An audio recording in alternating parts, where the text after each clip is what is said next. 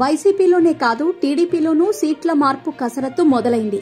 టీడీపీకి now are never గా మారిన ఈ ఎన్నికల్లో టీడీపీ ముఖ్య నేతలు జనసేనాని పోటీ చేయాల్సిన స్థానాలపైన రాజకీయ వ్యూహకర్త ప్రశాంత్ కిషోర్ కీలక సూచనలు చేసినట్టు విశ్వసనీయ సమాచారం. దీంతో చంద్రబాబు, పవన్ కళ్యాణ్ 2 స్థానాల చొప్పున పోటీ చేయనున్నారు. లోకేష్, నందమూరి బాలయ్య పోటీ చేసే స్థానాల్లోనూ మార్పు ఖాయమని తెలుస్తోంది. టీడీపీలో ముఖ్యుల పోటీ వచ్చే ఎన్నికల్లో వైసీపీని ఓడించాలనేది చంద్రబాబు, పవన్ లక్ష్యం. ఇందులో భాగంగా ఎన్నికల వ్యూహాలపైన చంద్రబాబు తాజాగా రాజకీయ వ్యూహకర్త ప్రశాంత్ కిషోర్ తో సమావేశమయ్యారు. ఆ సమయంలో చంద్రబాబు, లోకేష్, పవన్, బాలయ్య పోటీ చేసే స్థానాలపైన చర్చ జరిగినట్టు తెలుస్తోంది. చంద్రబాబు ప్రస్తుతం పోటీ చేస్తున్న కుప్పంతో పాటుగా ఉత్తరాంధ్రలోని మరో స్థానం నుంచి పోటీ చేయాలని పీకే సూచించినట్టు తెలుస్తోంది. దీంతో భీమిలి వైపు చంద్రబాబు చూస్తున్నట్టు సమాచారం. దీని ద్వారా ఉత్తరాంధ్రలో పార్టీకి మేలు చేస్తుందని భావిస్తున్నారు. అదేవిధంగా పవన్ కళ్యాణ్ భీమవరంతో పాటు తిరుపతి నుంచి పోటీ చేయటం ఖాయంగా కనిపిస్తోంది. గోదావరితో పాటుగా రాయలసీమ జిల్లాల్లో పవన్ ప్రభావం ఉండేలా ఆలోచన చేస్తున్నారు.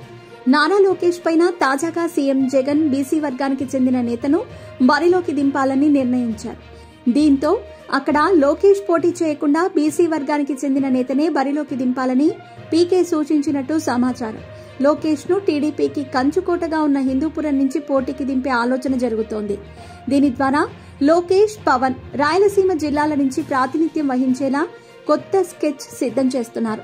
ఇక నందమూరి బాలయ్యను గుడివాడ లేదా ఉండి నుంచి పోటీకి దింపాలి. దీని ద్వారా గోదావరి జిల్లాల్లో పవన్, బాలయ్య కాంబినేషన్ పార్టీకి కలిసి వస్తుందని లెక్కలు వేస్తున్నారు. దీనిపైన సర్వే నివేదికలు సిద్దం చేసినట్టు విశ్వసనీయ సమాచారం. మార్పులతో 3 రీజియన్లలోనూ పార్టీకి కలిసి వస్తుందని భావిస్తున్నారు. ఈ మార్పులు, చేర్పుల ద్వారా ఎదురయ్యే లాభ నష్టాలపైన టీడీపీ అధినాయకత్వం కసరత్తు చేస్తున్నట్టు సమాచారం.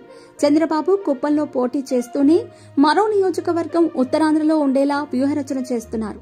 దీంతో ఉత్తరాంధ్రలో చంద్రబాబు, గోదావరి జిల్లాల్లో పవన్, బాలయ్య, రాయలసీమలో పవన్, లోకేష్ ఇలా పోటీలో ఉండటంతో మొత్తంగా సమీకరణాలపైన ప్రభావం పడుతుందని భావిస్తున్నారు.